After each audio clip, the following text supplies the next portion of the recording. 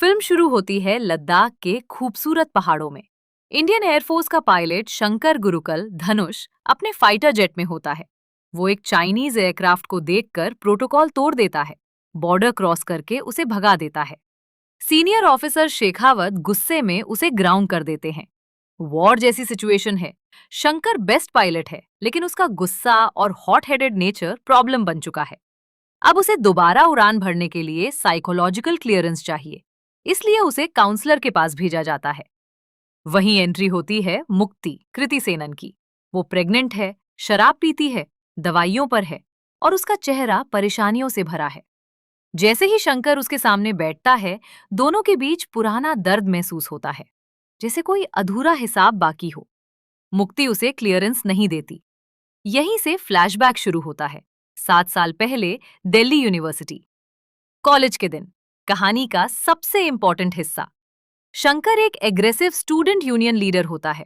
उसे बहुत गुस्सा आता है, लड़ाई झगड़े करता है और लोअर मिडिल क्लास फैमिली से आता है। उसका पिता नोटरी होता है, प्रकाश राज। एक दिन कैंपस में रायट जैसा माहौल होता है और शंकर लड़ रहा होता है। तभी मुक्ति, जो साइकोलॉजी की पीएचडी स्टूडेंट है, उसे देखती है। उसकी थीसिस होती है, वाइल्डनेस को प्यार से कैसे कंट्रोल किया जाए। मुक्ति शंकर को अपना सब्जेक्ट बनाती है। वो उससे बात करती है, उसके साथ समय बिताती है। धीरे धीरे शंकर को लगता है कि वो उससे प्यार करती है।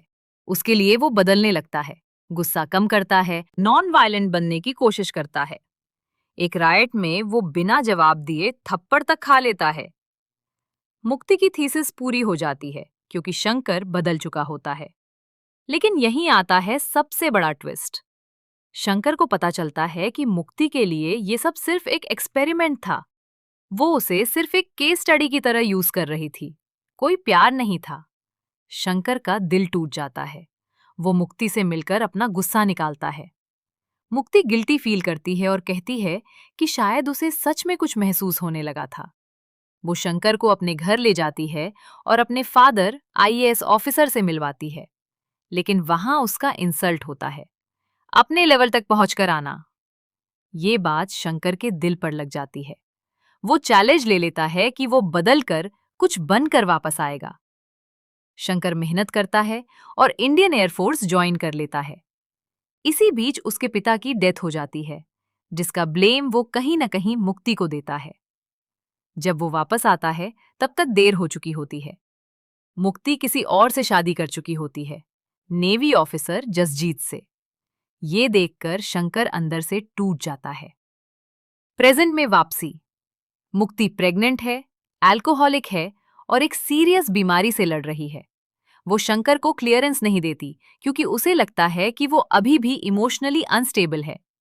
दोनों के बीच पुरानी यादें, आर्ग्यूमेंट्स और दर्द भरे मोमेंट्स आते हैं। फिर मुक्ति एक बड़ा सच बताती है, ये बच्चा शंकर का है। जैसे वो उसकी एक अधूरी ख्वाहिश पूरी कर रही हो। वो कहती है कि वो ज्यादा दिन जिंदा नहीं रहेगी और शंकर से कहती है कि वो बच्चे का ख्याल रखे। शंकर उससे प्रॉमिस करता है। क्लाइमैक्स।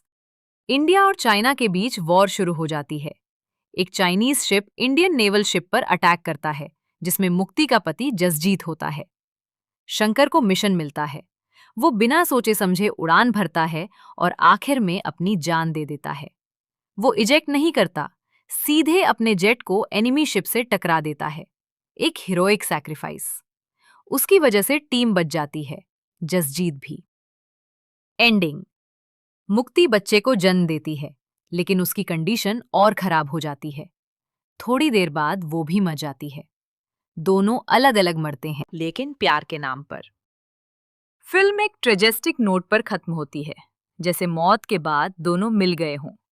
बनारस के कुछ सीन्स रांझाना वाली फील देते हैं, जहां प्यार और मौत एक लूप की तरह दिखते हैं। दोस्तों, ये फिल्म प्यार के उस रूप को दिखाती है जो इंसान को बदल देता है, तोड़ देता है और सैक्रिफाइस तक ले जाता है। शंकर का गुस्सा, मुक्ति का एक्सपेरिमेंट, क्लास डिफरेंस, गिल्ट और इलनेस, सब इसमें मिक्स है।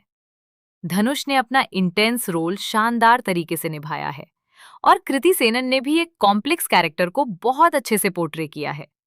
अब तुम बताओ, क्या शंकर का सैक्रिफाइस सही था या ये सिर्फ ऑब्सेशन था? क्या मुक्ति ने गलती की थी एक्सपेरिमेंट करके, या ये सच्चा प्यार था जो मौत के बाद भी जिंदा रहा? कमेंट में जरूर बताना। अगर ये एक्सप्लेनेशन पसंद आया हो तो लाइक करो, चैनल सब्सक्राइब करो और बेल आइकन जरूर दबाओ।